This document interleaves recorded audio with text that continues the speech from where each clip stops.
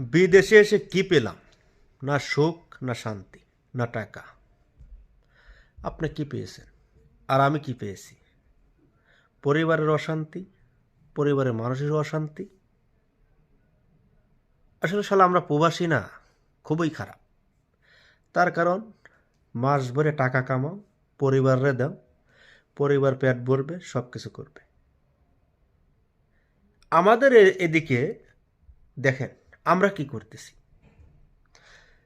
বলদের মতো কাম করতেছি, বলদের মতো টাকা দুই হাতে পরিবারে দিচ্ছি, সবারই দিতেছি। দিন শেষে আমরা কি পাইতেছি? কিচ্ছু না। ধোকা ছাড়া আর কিছুই পাবো না আমরা।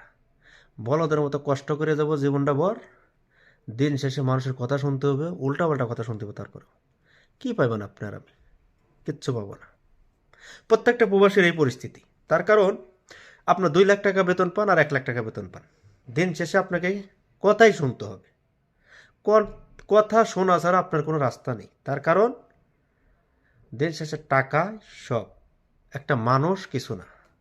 আপনি কাজ করতে করতে আপনার জীবনটা শেষ, কিন্তু আপনার জীবনের কোনো কিছুই নেই। প্রত্যেকটা প্রবাসীর একই কষ্ট। ইনকাম ঠিক করতেছে, কিন্তু পরিবারের চাপ সামাল দিতে পারতেছে না। আমার প্রশ্ন পরিবারের কাছে, কিসের জন্য আপনারা এত কষ্ট দেন আমাদের পরিবার আমাদেরকে? আসলে আমরা কি দুনিয়া থেকে ভাইসে আইছি, নাকি আল্লাহ শুধু আমাদের এরকম সব পরিবারকেই সব কিছু করার জন্য আমাদের আল্লাহ পাঠাইছে? জানি না, একমাত্র উনিই জানে কবে সব প্রবাসীরা সফল হতে হবে।